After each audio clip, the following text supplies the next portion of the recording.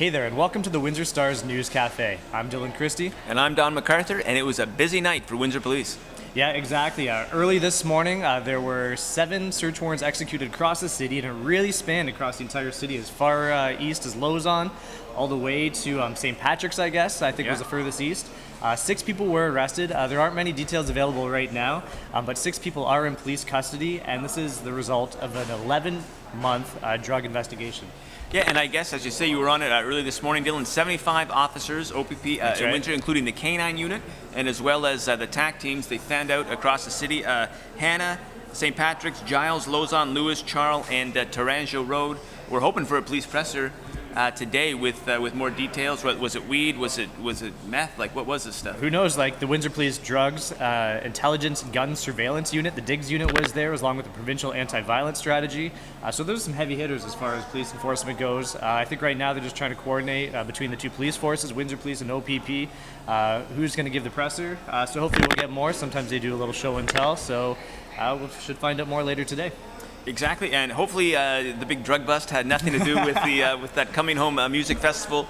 I'm sure there were no drugs there last night on the riverfront. Man, what a party! 9,000 at least, kids, university kids, music fans were out there.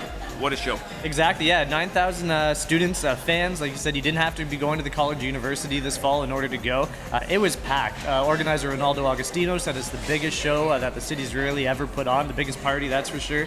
And Doug Schmidt, he did a great job covering it. He was down there, and I'm sure he stuck out like a sore thumb. Schmidt City, man. Wearing his little adventuring vest, probably. But wonder if he rode his bicycle down there, But he was having a great time. He was tweeting photos, and it looked like a blast. People, there were acrobatics, the trapeze guys, they were down there, the stilt walkers. It looked like a sweet time. Yeah, no, Schmidt City. I am jealous. He did do a fantastic job tweeting. We had a Storify going, pulling in tweets from everybody. A very, very colorful scene. Reader photos that we put on the big board outside the Windsor Star with the video from Jay Crick as well. So hey, send your reader photos to tips@windsorstar.com if you want to make the big boards. We'll make you famous. Pretty cool. Stand at the corner of University and Willette and look up and boom. There's your pictures. So, but we're missing the main point of this. Nicky Romero. He was the famous Dutch DJ. He came down. He's an exclusive to the Windsor Star. We had him here yesterday, right here, better looking than Dylan and myself, or at least than myself, talking to Julian Revan in the News Cafe. All right, well, let's cue it up. Here it is. I want to talk to you about how you view the DJing industry. I have a quote here. The main aim is to up my game at every possible turn without compromise. That's a quote from you. Tell me about how do you up your game, and tell me about this bulletproof work ethic that you have. I think it's important to see, especially in this time of year, there's so many talented producers out there, and there's so many people that wants to be a DJ right now. So I think it's important not to only be a good producer, not to be only a good DJ, but to be everything, like a good artist. It's very important to have your fans close. It's important to have your social media right.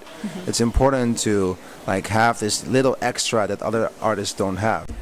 Okay, and that Nicky Romero, man, he promised a great show and he delivered, and I'll tell you, so did Schmidt. He was almost like Jack Kerouac in the way he wrote this story. Some of his lines, he's got 9,000 fans swaying, cheering, bouncing, and reaching up vertically to the unrelenting boom, boom, boom beat on a perfect riverfront night. Actually, when I read that for the first time this morning, I think I had to reread it 3 times. It was that good. So he was this really is our City Hall reporter. He's been to Afghanistan, but boy, he delivered. At the festival last night. Well, who better suited to report on something like this than Schmidt? So he did a phenomenal job. Okay, turning a little bit more somber, a little bit more serious, sort of a savage, brutal court case. Yesterday, a man was sentenced to life in prison with no parole eligibility for 13 years for stabbing his mother 40 times in a feverish crack cocaine binge. Yeah, this happened on July 13th, 2012. He had just recently moved back with his parents. I believe it was on Oak Avenue. The 550 block of Oak Avenue. While his mom was sleeping, he attacked her. He found his father's fillet knife, and she was beaten, stabbed. He cut the phone line in the room, and ended up stealing money from her to go buy drugs. So we're talking, of course, about Jason Glenn Coffey. I know he was in court yesterday, and it really was, I guess a cautionary tale, really, about drugs. The Crown was talking about this. Elizabeth Brown and Andrew Brady, a defense lawyer, was talking about, this as well, about, where sort of crack cocaine can lead you. And obviously, Jason Glenn Coffey he pleaded guilty, and in court he really expressed remorse. He said, "I don't think I will ever be able to forgive myself for what I did. I took my mom's life. It should have been me that died."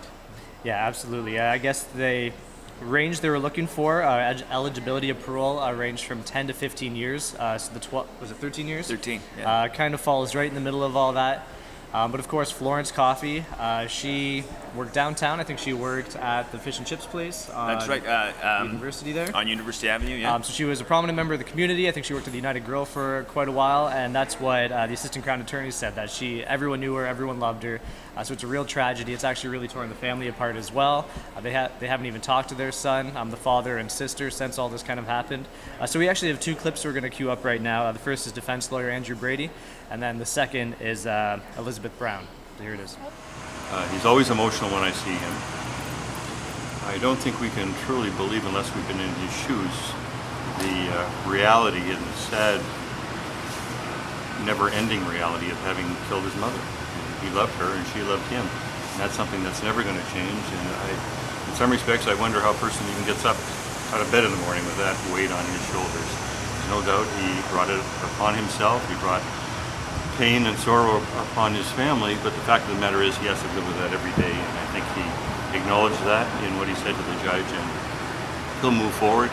If there's any consolation, he will hopefully be in a position to educate other people who might have a similar inclination in dealing with drugs. It's already began that with the children at schools in Chatham-Kent.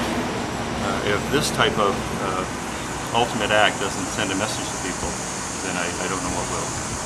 The position that this family's in, and you heard the words incomprehensible, I think that really identifies what they're going through. They weren't able to put in words the sense of loss they feel. This woman, Florence Coffey, as I stated at court, was well known in our community. She was a hard-working, productive member of our community. Everybody knew Flo, and everybody loved her, especially her family. To have this loving, caring, supportive mother taken away by your brother and your son has obviously put this family in a situation of much turmoil and pain and suffering. They love their son, they love their brother, but the loss of their mother has caused them the type of reaction that they weren't even able to put into words.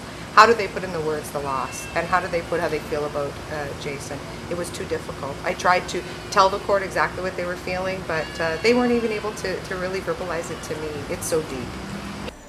Okay, pretty visceral stuff, and one of the most striking things about this is that often in these sorts of cases they read victim impact statements in court, before sentencing, and they didn't do it in this case because the family couldn't put their grief into words. Yeah, absolutely.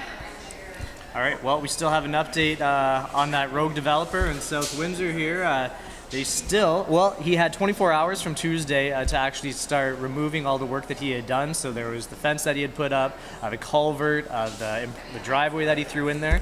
And so they went to go check on him yesterday, and it turns out he was actually in there single-handedly trying to undo the work without the use of heavy equipment. Yeah, which is kind of bizarre. I mean, over the Labor Day weekend, this guy, he builds essentially full force. He builds an access road, and then when it's time to take it down, all the guys that were helping him, where are they? Yeah, exactly. He's just sort of doing it slowly, single-handedly. But the city's not going to stand for it. They say if he doesn't pick up the pace, if he doesn't, take down this road, they're going to go in there themselves. Exactly. So they're keeping a close eye on it. When they do go in the work, he's just going to have to end up footing the bill. So of course, during the process of this, he cut down several trees, erected a fence, dug trenches, put a below-code culvert at the edge of the road there to access the solar panels that he has on the property there. We'll see where that goes. In the process of doing all that, though, neighbors said that 2 hawk nests were cut down in the trees. So a lot of things that are irreplaceable that have gone through with all this, but we'll see. Neighbors in the area, they are kind of seeing this as a triumph, the fact that there is actually some forward momentum from the city that they are trying to help out. So I guess we'll see. Okay. All right. Thanks for tuning in. Send your photos to tips@windstar.com. This has been WinStar Cafe.